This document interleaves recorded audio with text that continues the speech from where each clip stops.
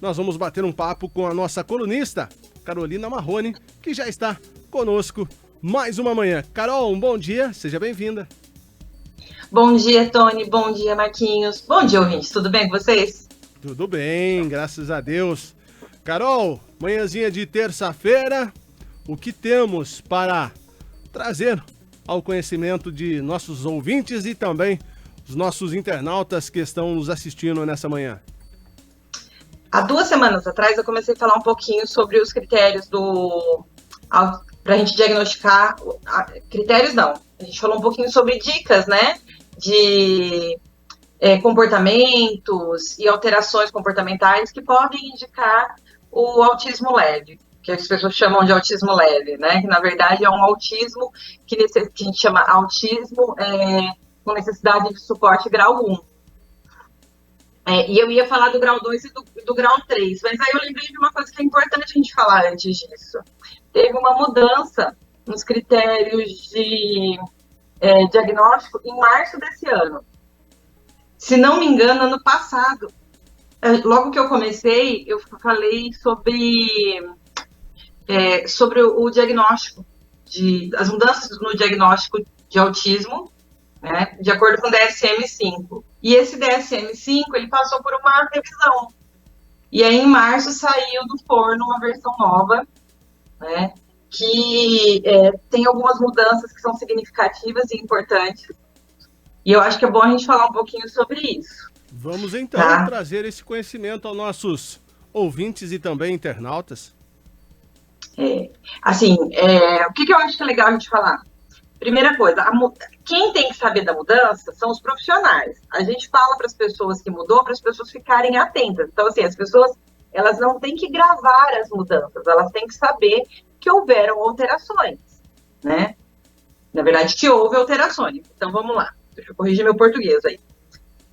Então, o que aconteceu? No diagnóstico do TEA, houve uma alteração. E agora a gente precisa encontrar sintomas em 3 subgrupos de um critério que chama interação e comunicação social, tá? E aí, que 3 subgrupos são esses que a gente precisa observar? O primeiro chama déficit na reciprocidade social, socioemocional. Carol, o que é esse déficit, né, na reciprocidade socioemocional? Vamos combinar aqui, quando eu estou falando de déficit, eu estou falando de prejuízo. E de prejuízo que interfere na vida da pessoa que está sendo avaliada, né, da pessoa que pode ser diagnosticada com determinado transtorno, e também nos que estão ao seu entorno. Então, déficit na reciprocidade. O que é reciprocidade?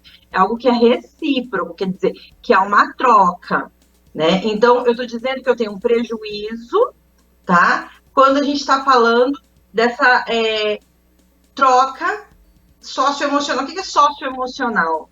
Né? Socioemocional, a gente está falando a respeito de questões, por exemplo, como é que essa criança reage a situações de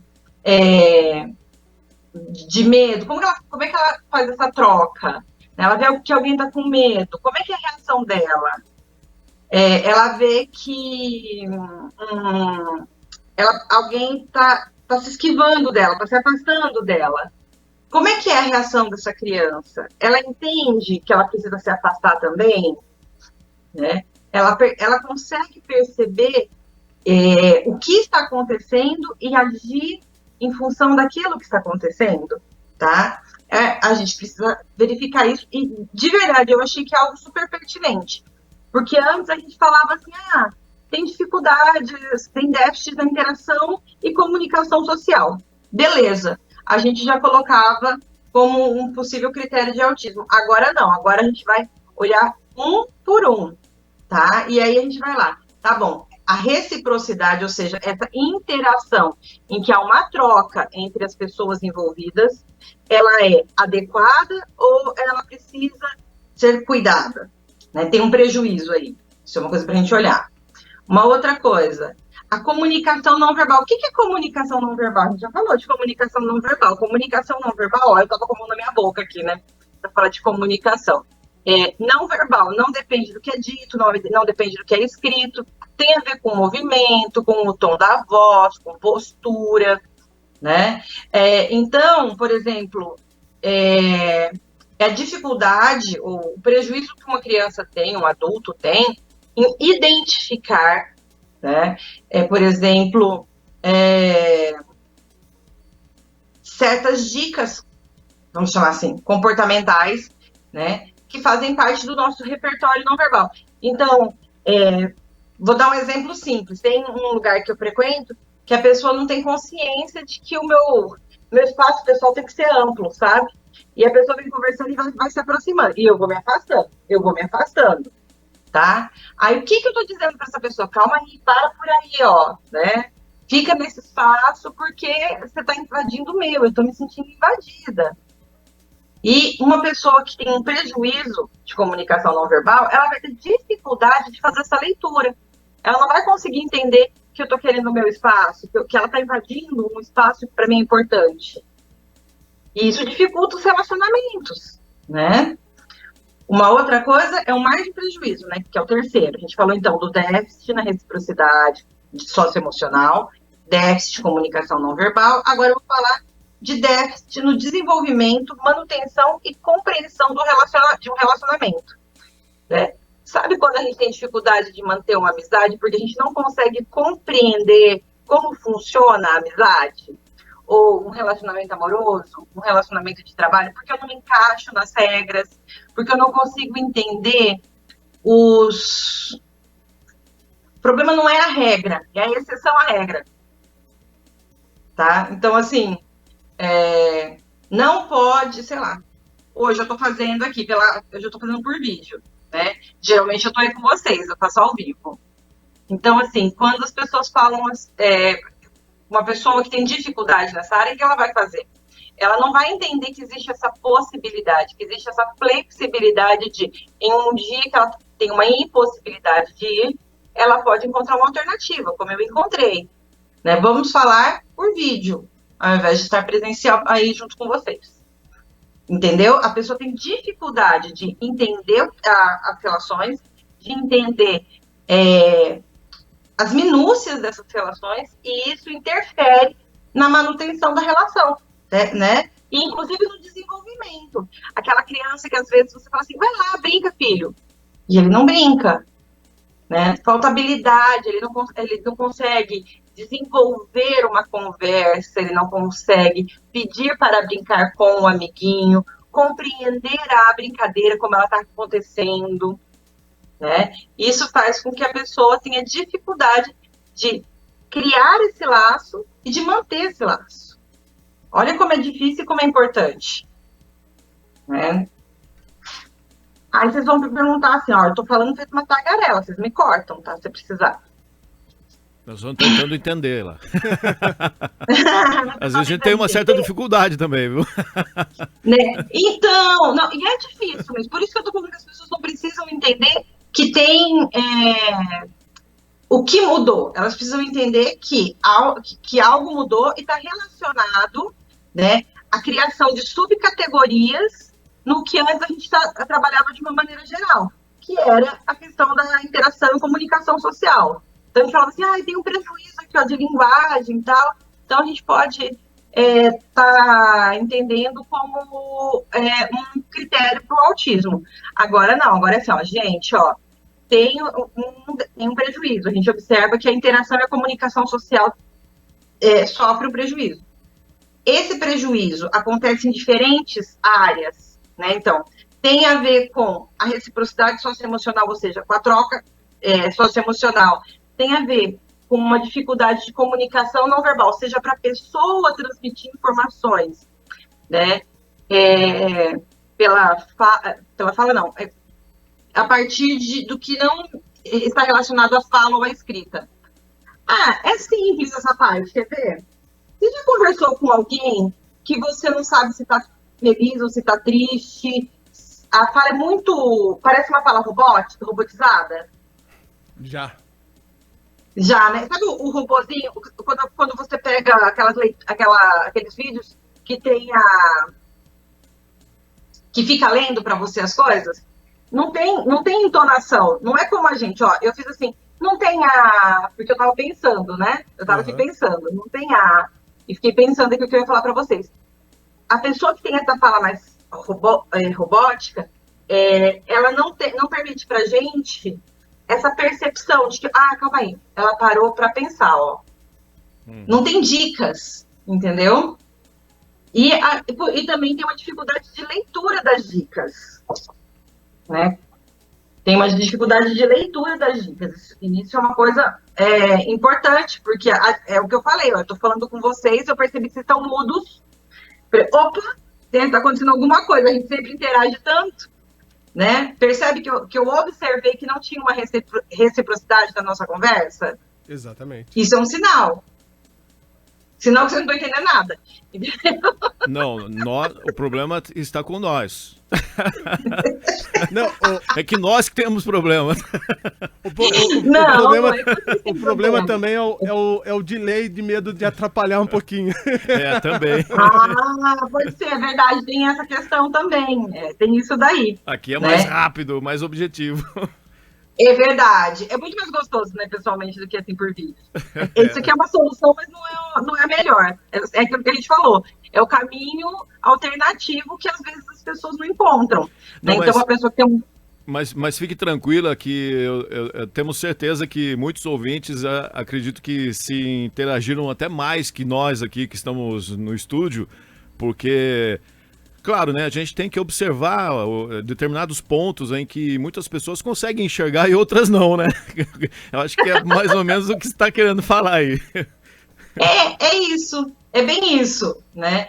Então assim, tem uma coisa que vocês devem fazer muito, que é uma comunicação não verbal, e que quem tem um prejuízo talvez tenha dificuldade. Vocês não trocam olhares um com o outro, tipo, para indicar, faz isso, agora é tal coisa. Exatamente. Só pelo olhar? Sim. Isso é uma comunicação não verbal. Você não precisa falar, faz tal coisa. Você dá uma olhadinha assim pra pessoa, a pessoa fala, é tal coisa.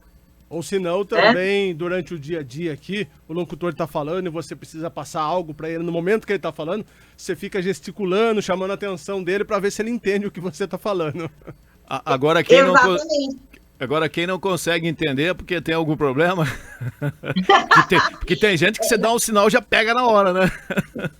Tem gente que é rápido, tem gente que não. E assim, só isso não é um problema. Mas assim, se a gente começa a observar que a pessoa não consegue fazer uma boa leitura, que a pessoa tá com certa dificuldade, dificuldade de se relacionar, tá com dificuldade de ler o que a outra pessoa está passando de informação.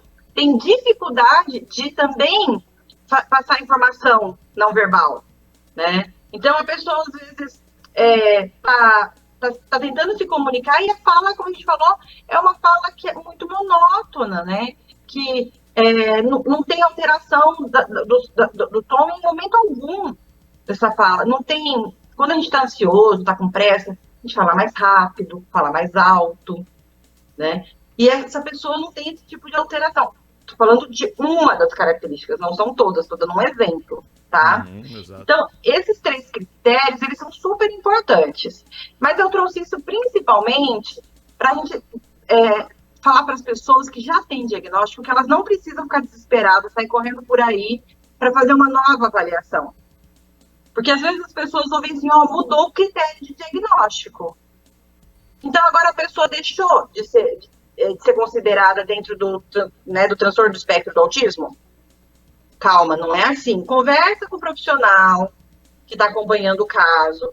Veja se tem a necessidade de fazer uma nova avaliação. Né? Porque às vezes eu não preciso, é evidente isso.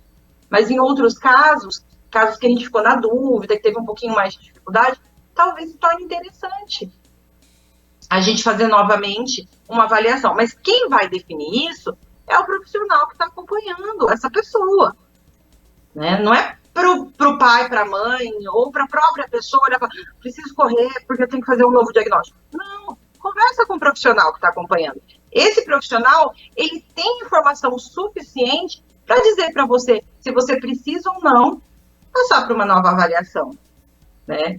E aí vem uma outra pergunta que as pessoas falam para mim, assim, Carol, tá bom, mas aí eu vou perder os direitos, porque as crianças com autismo, elas têm uma série de direitos adquiridos a partir do momento que elas são diagnosticadas. Esses direitos, eles já são da criança. Então, elas não vão perder nenhum direito. Então, qualquer pessoa diagnosticada com TEA que tenha, né, um direito adquirido depois desse diagnóstico, não perde esse direito.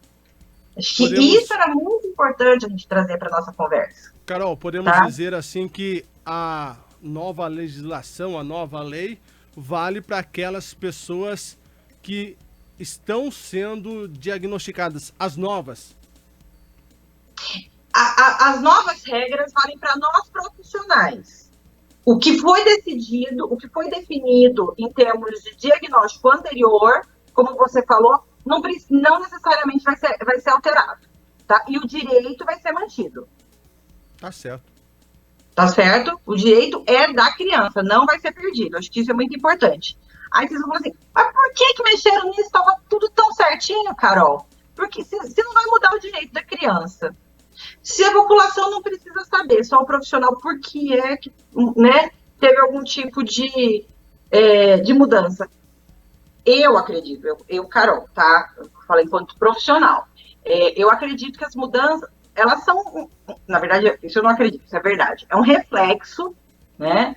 Isso é um reflexo da modificação que vem acontecendo, da evolução, né? Da evolução do entendimento do que é o autismo e outros tantos transtornos. Porque não foi só o autismo que sofreu alteração. 70 outros transtornos passaram por mudanças. Entendeu? Então, é natural, as coisas vão mudando, a gente vai compreendendo mais, vai tendo acesso a mais informação, novas pesquisas vão sendo realizadas, a gente começa a repensar algumas coisas, né? Isso tem vantagens e tem desvantagens. Por exemplo, alguns profissionais entendem que isso vai diminuir o critério do autismo, né? De diagnóstico, talvez fique mais severo e isso deixe de banalizar o autismo. Mas para outros profissionais, pode significar assim, nossa, vai demorar muito mais para conseguir um diagnóstico. A gente tem que esperar para ver, né? Essa é a evolução da mudança. Então, passamos por uma mudança, vamos ver o que vai acontecer. Tudo tem seu tempo, né? Para os nossos ouvintes, então, o que é importante saber? É importante saber que houve uma mudança, né? E que essa mudança, ela não vai interferir nos direitos adquiridos. E que, em caso de dúvida, é importante procurar um profissional que seja responsável pelo acompanhamento do caso. Carol, mais uma vez, muito obrigado pela sua participação. Até daqui 15 dias. Até daqui 15 dias, gente. Obrigada. Beijo para vocês. Boa terça-feira. Para você também.